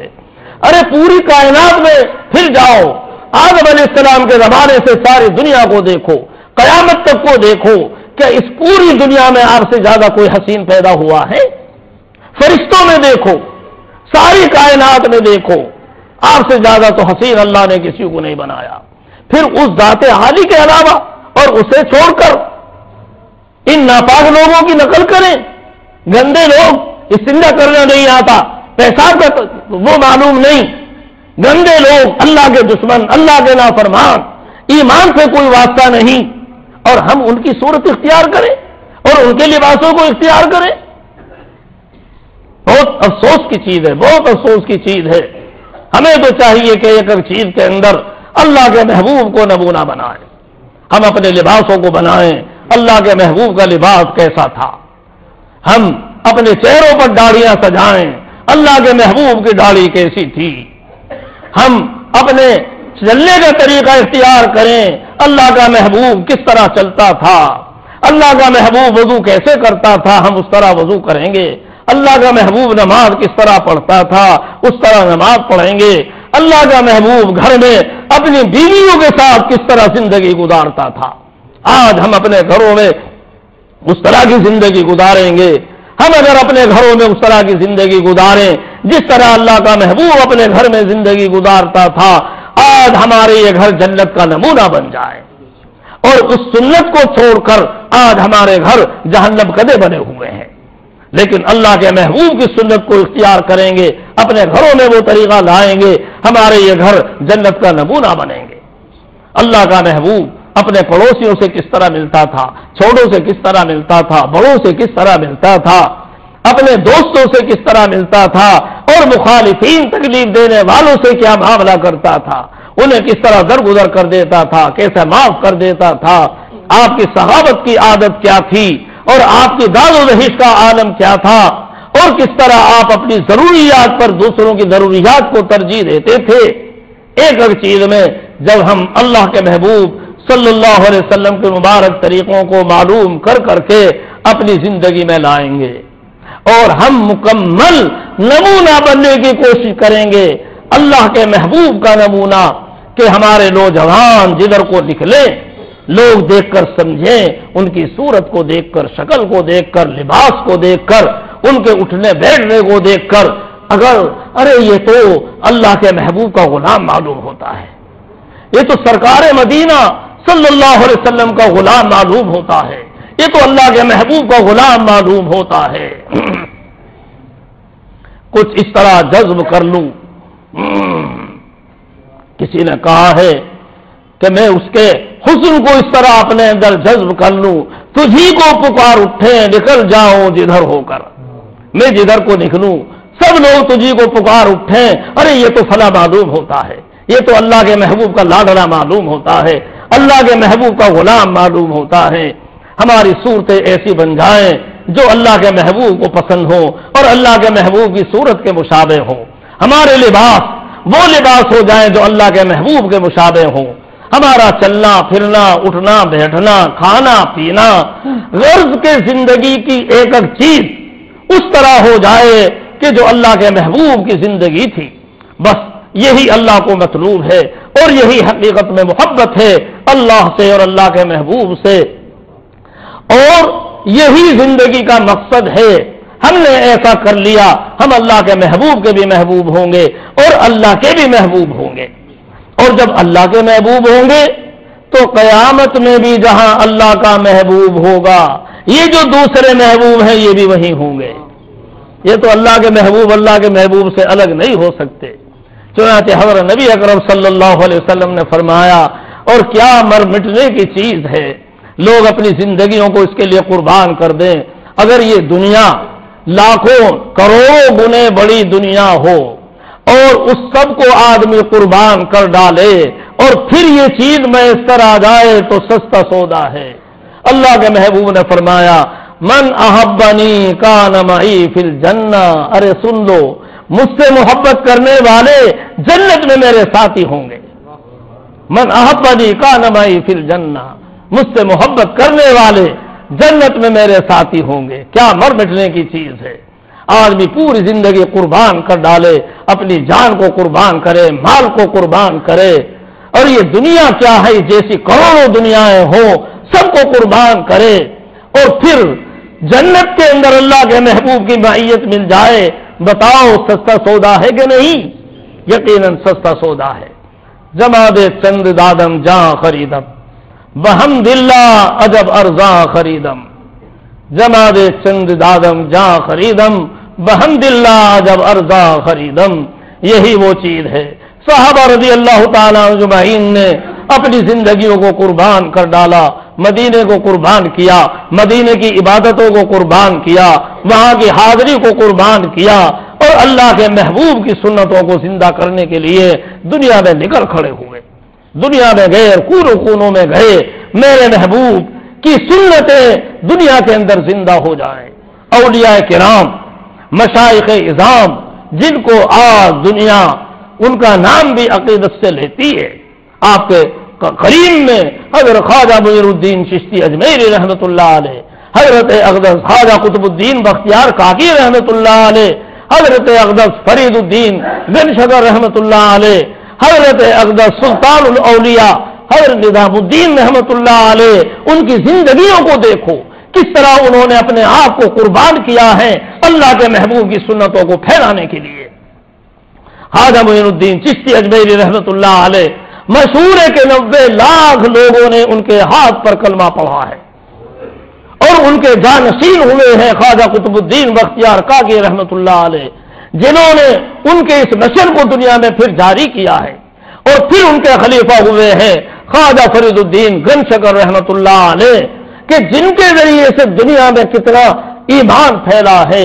70,000 کے قریب تو ان کے خلافہ بتائے جاتے ہیں، ان کے جو مریدین ہوں گے ان کا تو کیا عالم ہوگا۔ سلطان الاولیاء خواجہ نظام الدین رحمۃ اللہ علیہ، 1,000 آدمی ان کے دسترخوان پر کھانا کھاتے تھے، ایسا لنگر ان کے دسترخوان کے اوپر چلتا تھا، 1,000 آدمی روزانہ کھانا کھا رہے ہیں۔ بادشاہوں کے دسترخوان پہ وہ لذت نہیں، شہزادے آتے ہیں یہاں دسترخوان پہ شریک ہوتے ہیں اور کہتے ہیں جو لذت اس دسترخوان پر ہے ہمارے شاہی دسترخوانوں پر وہ لذت نہیں ہے، جتنے قسم کے کھانے یہاں ہیں اتنے کھانے ہمارے شاہی دسترخوانوں پر نہیں ہیں۔ اتنا بڑا مجمع روزانہ دھمگھٹا رہتا ہے، بادشاہ کے کان بھرے کہ اس فقیر کے یہاں اتنا بڑا مجمع رہتا ہے، اگر یہ مخالفت پر آ جائیں اور بغاوت کرنے لگے تو بڑی مشکل ہو جائے گی. یہ تو اتنا بڑا مجمع روزانہ اس کے یہاں رہتا ہے. بادشاہ لوگوں کو اس کی بڑی فکر ہو جاتی ہے.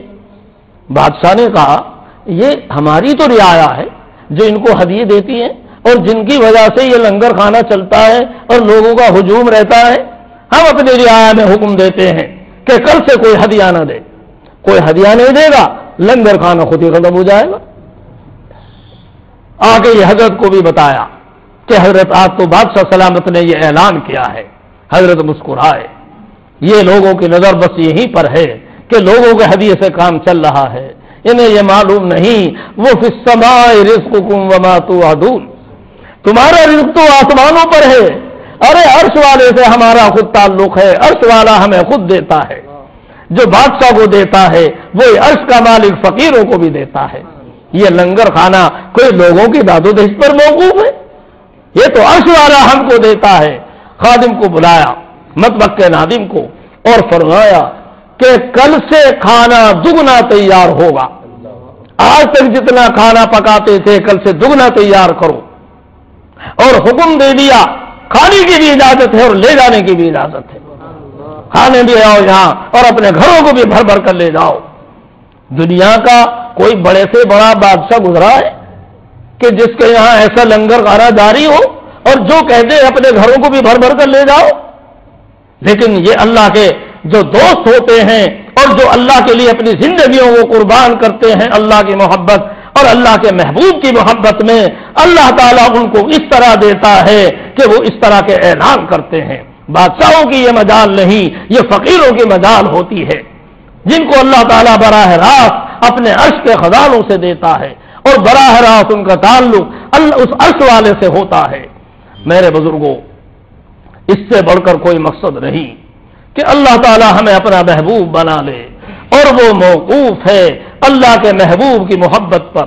ہم اللہ کے محبوب سے محبت کرنے والے بن جائیں. اور محبت کرنا یہ ہے کہ آپ کی مبارک سنتوں کو اپنی زندگیوں میں لائیں.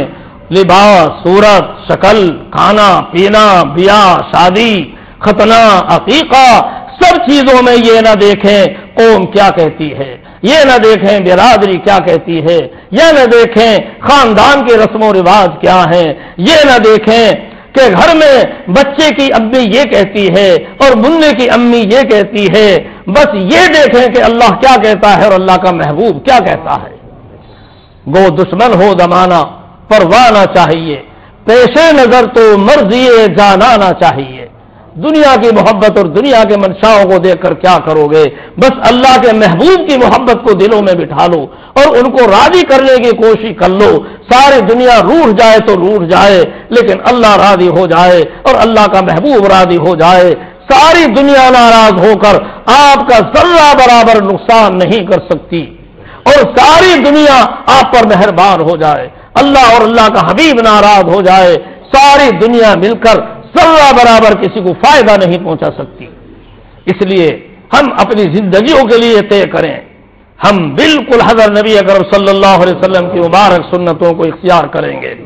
اب تک جو زندگی گزری ہے، آج کے بعد سے ہماری زندگی بدل جائے گی.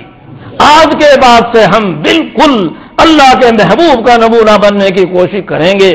اپنی چہروں پر آپ کی اللہ کے محبوب کی شکل سجائیں گے، آپ کی مبارک داڑھی رکھیں گے، اپنے چہرے کو جتنا ہوگا اس محبوب کی صورت سے ملائیں گے. اپنے لباس اللہ کے محبوب کے لباس کے مطابق کریں گے. اپنا چلنا پھرنا اور گھریلو معاملات اور پوری زندگی اللہ کے محبوب کی سنت کو معلوم کر کر کے اس کے مطابق ہم اپنی زندگی گزارنے والے بنیں گے. اور اللہ کے محبوب کی سنتوں کو پھیلانے کے لیے اپنے گھروں میں، اپنے معاشرے میں، اپنے محلے میں اپنے جان مال کی قربانی کی باتیں لگا دیں گے تاکہ جب دنیا سے ہم جائیں تو اس حالت میں جائے کہ اللہ خوش ہو رہا ہو اور اللہ کا محبوب خوش ہو کر ہمارا استقبال کر رہا ہو. بتاؤ اس سے بڑھ کر کوئی زندگی کا مقصد ہو سکتا ہے؟ اللہ تعالی ہم سب کو عمل کرنے کی توفیق عطا فرمائے. میں سمجھتا ہوں کہ آپ حضرات نے بہت غور سے سنا ہے اور محبت سے سنا ہے اور دلوں کی گہرائی سے سنا ہے اور میں سمجھتا ہوں کہ آپ نے یقیناً یہاں پختہ آج عہد کیا ہے اور عہد کر کے یہاں سے انشاءاللہ اٹھیں گے کہ آج کے بعد ہم اللہ کے نبی کے، اللہ کے محبوب کے غلامی کی زندگی گزاریں گے اور پوری زندگی ہم اسی کے اوپر مر مٹیں گے، جان مال سب کچھ اسی کے اوپر نچھاور کر دیں گے۔ اللہ تعالیٰ آپ حضرات کو بھی قبول فرمائیں، مجھ کو بھی قبول فرمائیں، اور اللہ تعالیٰ تمام سامعین کو، گھر والوں کو، اور اللہ تعالیٰ اپنے محبت اور اپنے حبیب صلی اللہ علیہ وسلم کی محبت کے لیے اور اس کے لیے قربانی دینے کے لیے ہم سب کو اللہ تعالیٰ قبول فرمائے۔ وآخر دعوانا الحمدللہ رب العالمین۔ دعا فرمائیے۔ اللہم صلی علی سیدنا و مولانا و حبیبنا محمد وعلی آل سیدنا و مولانا و حبیبنا محمد وبارک وسلم تسلیما کثیرا کثیرا۔ ربنا ظلمنا انفسنا وان لم تغفر لنا وترحمنا لنكونن من الخاسرین۔ ربنا تقبل منا انك انت السميع العليم وتب علينا انك انت التواب الرحيم۔ ربنا لا تؤاخذنا ان نسينا واخطأنا، ربنا ولا تحمل علينا إصرا كما حملته على الذين من قبلنا، ربنا ولا تحملنا ما لا طاقة لنا به، واعف عنا واغفر لنا وارحمنا أنت مولانا فانصرنا على القوم الكافرين۔ ربنا آتنا في الدنيا حسنة وفي الآخرة حسنة وقنا عذاب النار۔ ربنا هب لنا من أزواجنا وذرياتنا قرة أعين واجعلنا للمتقين إماما۔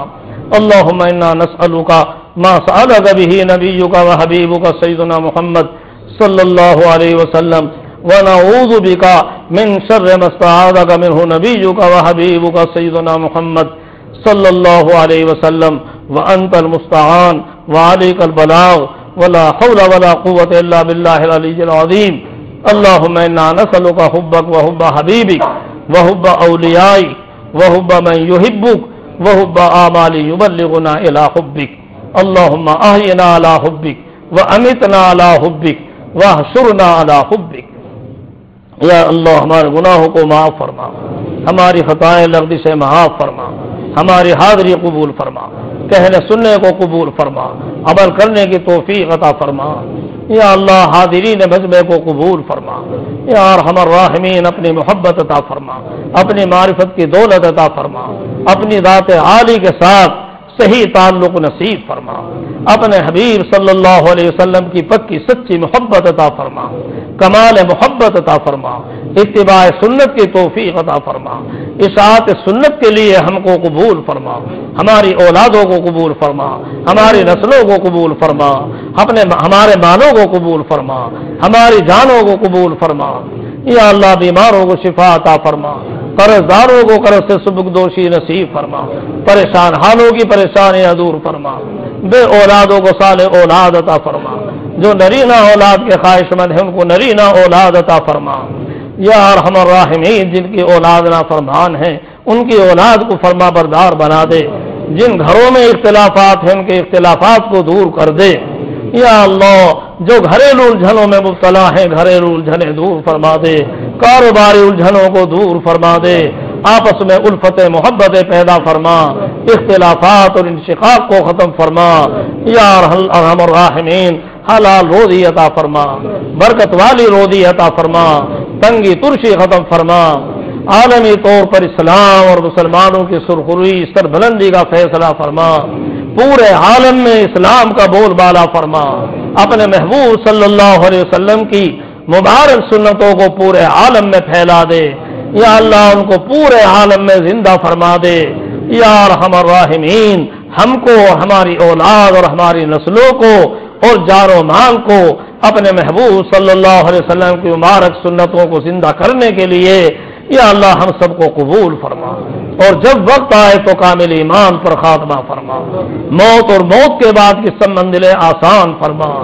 یا اللہ ہماری قبروں کو جنت کا نمونہ بنا دے، جنت کا باغیچہ بنا دے، آخرت کی ذلت اور رسوائی سے حفاظت فرما، پل صراط پر حفاظت فرما، حوض کوثر پر حفاظت فرما، اپنے حبیب پاک رسول کریم صلی اللہ علیہ وسلم کے دست مبارک سے آب کوثر نصیب فرما، اپنے عرش کا سایہ نصیب فرما، اپنے دین کے خادموں میں اپنے نیک بندوں میں ہم سب کا حشر فرما۔ یا اللہ ہماری ان تمام دعاؤں کو اپنے فضل و کرم سے اپنے حبیب پاک رسول کریم صلی اللہ علیہ وسلم کے طفیل میں قبول فرما۔